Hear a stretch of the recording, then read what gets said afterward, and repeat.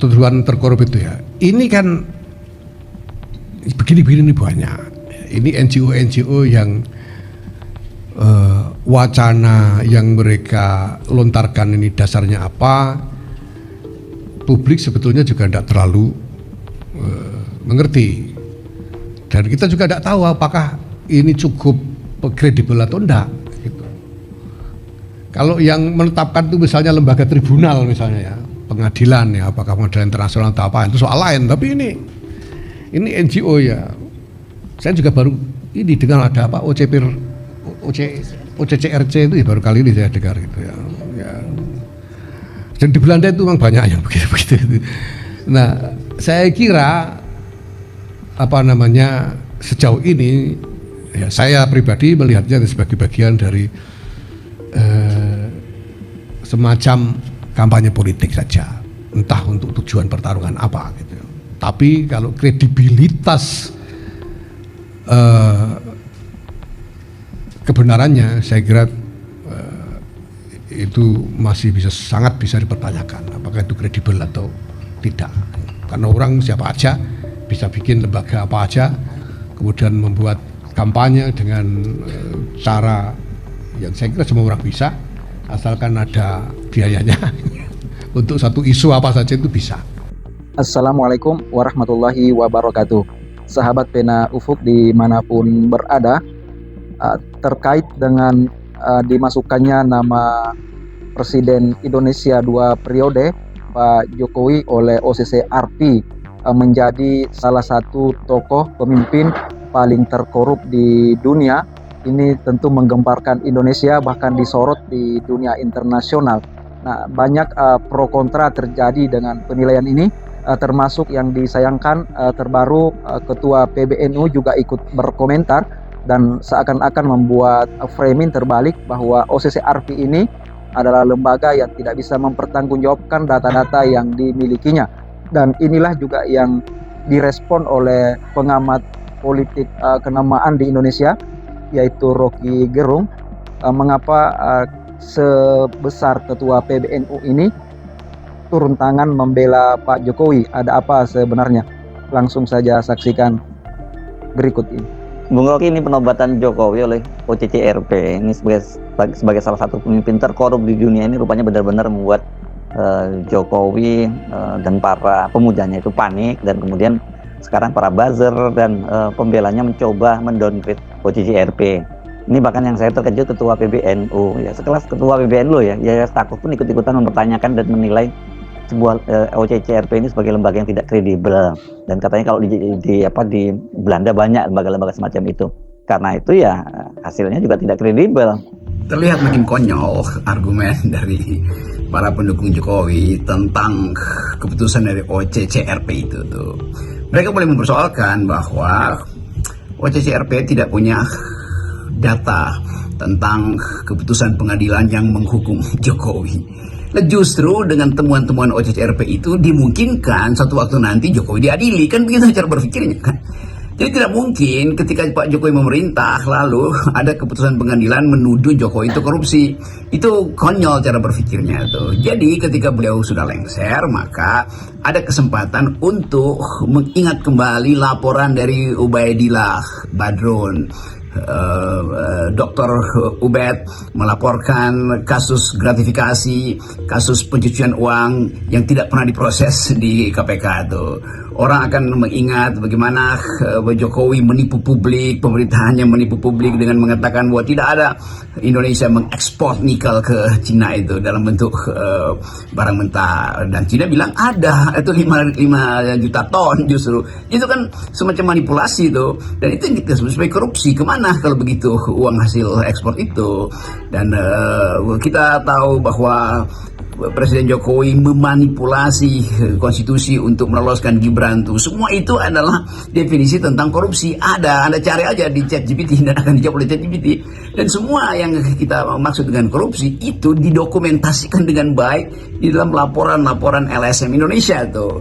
Jadi kalau dikatakan bahwa OCCRP itu hanya melakukan survei, memang dia hanya menerima opini publik, opini rakyat Indonesia tuh, dan itu yang kemudian diputuskan untuk menaruh Presiden kita Joko Widodo di dalam 5 besar koruptor dunia itu kan.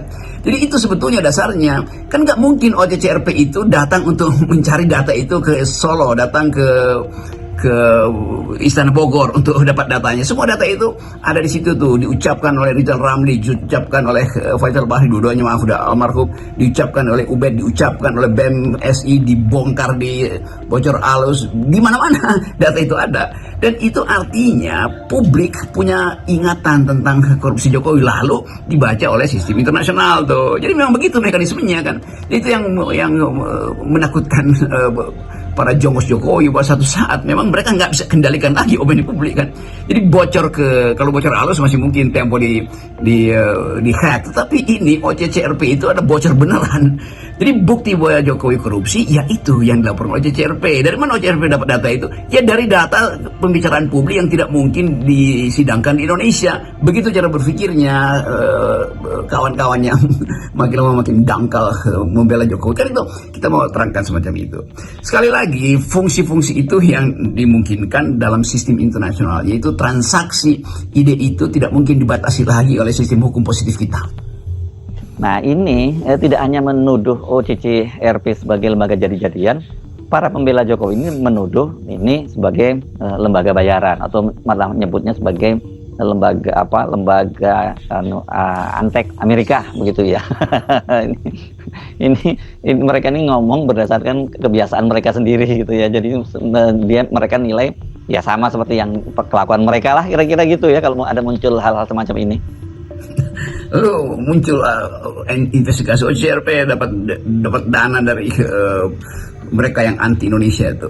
Ya dengan sendirinya kan orang yang merasa bahwa Indonesia itu sedang menurun di dalam segala hal, memburuk dalam demokrasi, maka filantropis dunia membiayai berbagai macam organisasi internasional untuk menerangkan kenapa Indonesia terjebak di dalam defisit demokrasi. How democracy dies itu dihasilkan melalui penelitian panjang bahwa elit Indonesia itu koruptor semua itu.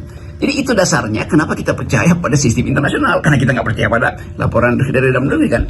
Jadi mereka kawan-kawan pemuja Jokowi ini harusnya mampu untuk melihat bahwa kita di watch setiap hari, setiap kali Anda pegang handphone, Anda tukar tambah informasi di situ, dan Anda mulai membujuk orang untuk percaya bahwa Jokowi itu bersih, semakin orang nggak percaya tuh. Lalu counter datanya diupload kembali ke cloud, ke sistem pemantauan data dunia, maka algoritmanya terbaca oleh sistem internasional, kan begitu harusnya.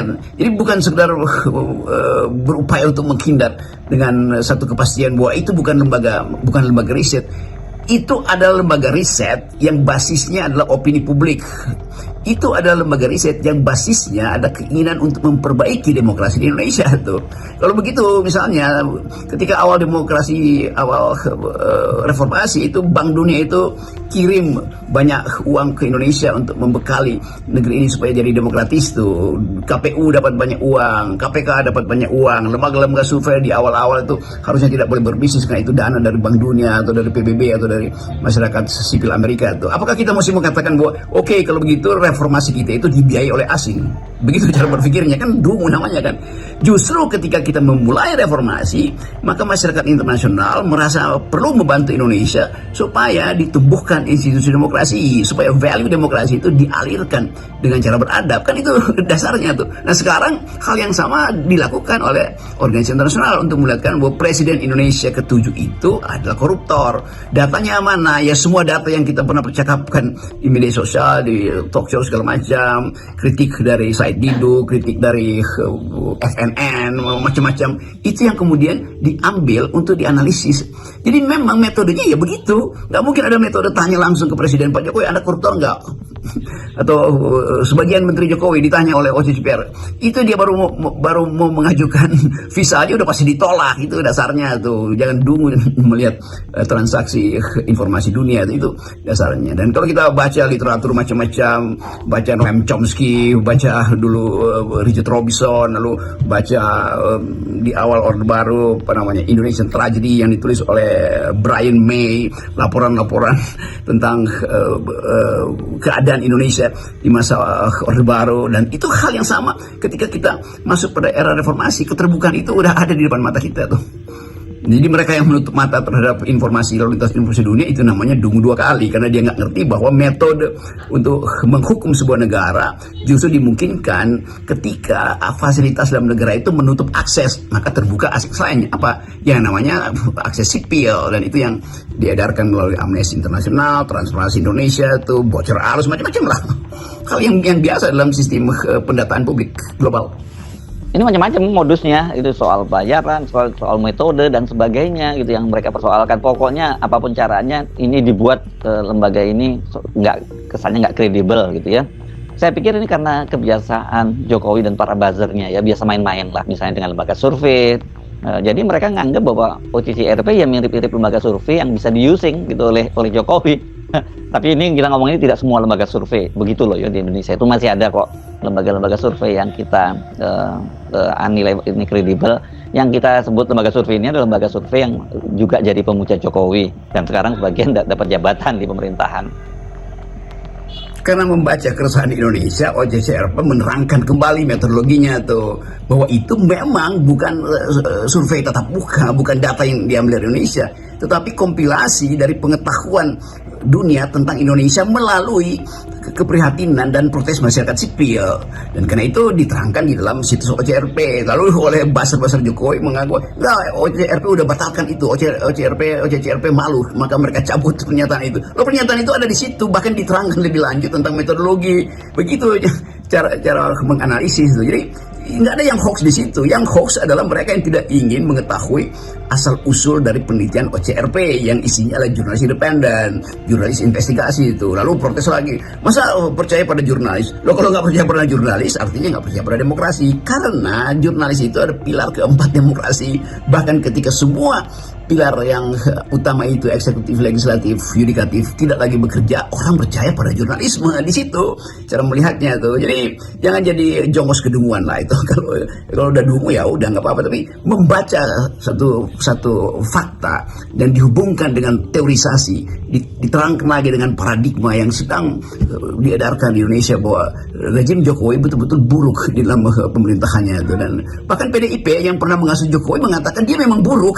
Ini apalagi alasannya itu kan, yang berumah di PDIP yang kemudian dikeluarkan dari PDIP itu penanda dibaca juga oleh sistem internasional, oleh jurnalis internasional, bahwa memang Jokowi melakukan hal yang buruk. Apa itu yang buruk bagi seorang pemimpin? Ya korupsi, apalagi ya memanipulasi konstitusi, apalagi ya semua perbuatan tercela itu sudah dibaca dengan baik dalam algoritma dan dengan memastikan bahwa opini rakyat Indonesia itu harus dihormati. Tapi nanti ada bantahan ya, tapi Pak Jokowi kan masih diterima oleh 80% likability, 80% menganggap bahwa Jokowi itu adalah putra terbaik. Iya, tetapi fakta internasional mengatakan lain. Jadi boleh aja, nggak ada soal kan. Anda mau percaya mana tuh? Yang penting ada fakta. Kita hormati mereka yang menganggap bahwa Jokowi masih diterima oleh 82% rakyat Indonesia. Hasil survei dari lembaga-lembaga yang kita tahu diongkosi juga oleh Jokowi. Oke, kita anggap aja bahwa walaupun kita tahu itu palsu angkanya 82%, tetapi oke, kita anggap itu bagus. Tetapi fakta baru atau fakta tandingan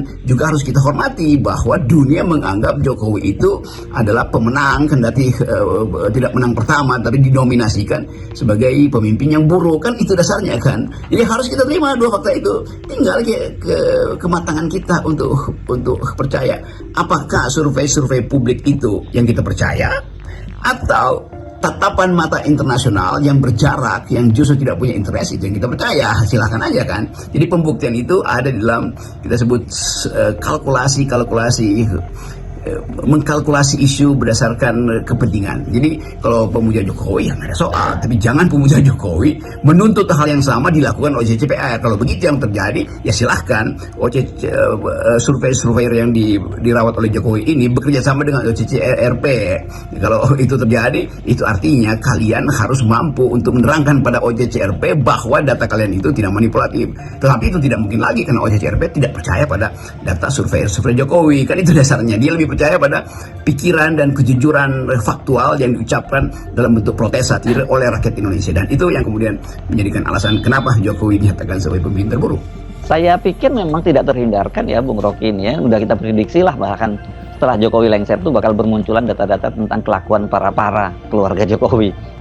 Yang di depan mata dokumen Hasto yang disimpan oleh KONI di Rusia. Juga ada data yang kata KONI juga yang dipegang oleh mantan gubernur Lemhanas Andi Jayanto. Kalau ini malah tentang Iriana, istri Jokowi. Nah ini pasti bakal rame dong ya. Ini pokoknya kalau semakin Jokowi masih terus ingin cawe-cawe, itu akan semakin banyak data bermunculan. Kita bisa prediksi seperti itu. Di balik protes para pendukung Jokowi terhadap sertifikat buruk yang diberikan oleh CCRP pada Pak Jokowi, juga terselip ketakutan mereka jangan sampai Ibu KONI dari Rusia melakukan hal yang sama. Kan itu intinya. Nah, karena itu mereka akan anggap bahwa Ibu KONI nggak melakukan riset. Kenapa dibawa ke luar negeri? Loh, kalau Ibu KONI ada di dalam negeri, nggak mungkin dia peroleh dokumen itu.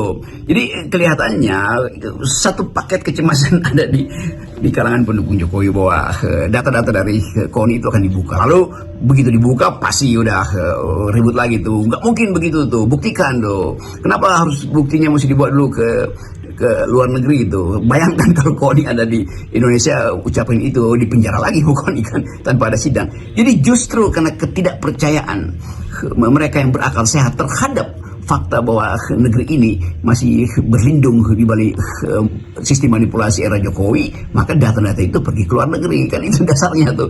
Jadi bicara dari luar negeri ya, itu tentu lebih lega tuh. Sama seperti keluarga Felicia itu yang merasa aman bicara dengan Hasto karena dia adalah warga negara Singapura yang akan jadi political dispute kalau terjadi semacam penangkapan pada Ibu Felicia atau ibunya Ibu Felicia. Jadi kita mulai lihat betapa kedunguan itu makin lama mengakibatkan kebingungan. Lo kasak kusuk mencari cara untuk membela Jokowi, nggak mungkin, itu nggak bakalan bisa itu, karena kejujuran publik Indonesia itu yang jadi alasan OCRP percaya pada semua yang diupload ke luar negeri. Karena kita tahu juga bahwa yang mengupload kebaikan Pak Jokowi bahkan melebihi suara dari yang mengupload keburukan Pak Jokowi. Tetapi yang dipercaya oleh OCRP adalah keburukannya. Kenapa? Karena itu langsung di cross tabulasi dengan fakta-fakta yang ada di koran-koran Indonesia, yang ada di dalam percakapan BEM se-Indonesia, yang ada di dalam poster-poster yang beredar selama tahun-tahun terakhir ini tentang Jokowi, yang ada di dalam kartun, yang ada dalam sinisisme, yang ada di dalam semua satir.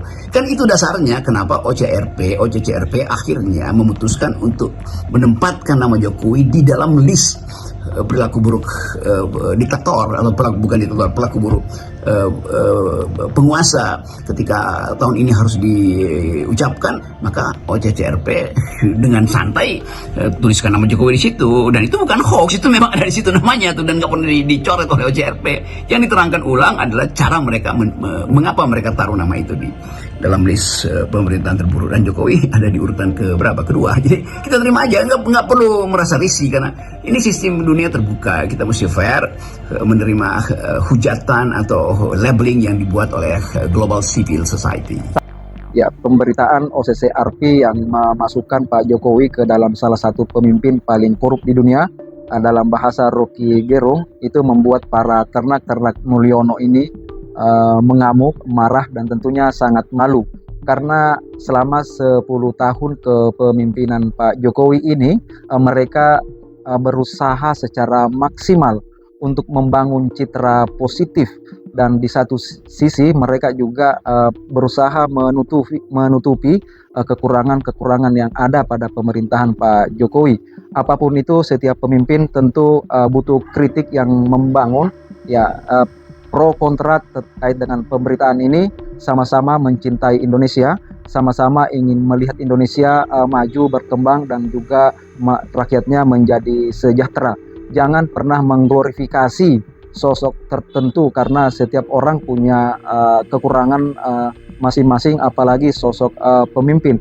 Tentu sebelum OCC merilis ini, sudah banyak tokoh-tokoh pengamat politik di tanah air yang berbicara terkait hal itu, misalnya Pak Mahfud MD dan juga Amin Rais, bahwa ada indikasi-indikasi yang dimana terjadi praktek-praktek koruptif di bawah pemerintahan Pak Jokowi.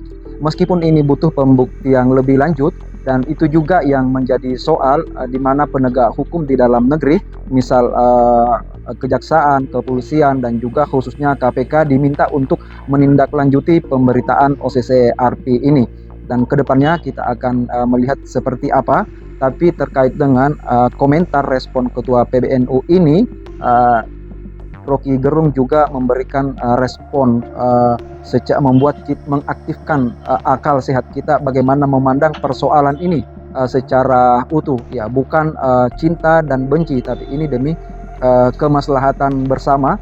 Dan disinilah peluang Pak Prabowo Subianto sebagai Presiden Indonesia saat ini untuk mengembalikan citra ini, karena bagaimanapun pemberitaan OCCRP ini yang mengangkat nama Pak Jokowi tentu merusak nama Indonesia ke depan.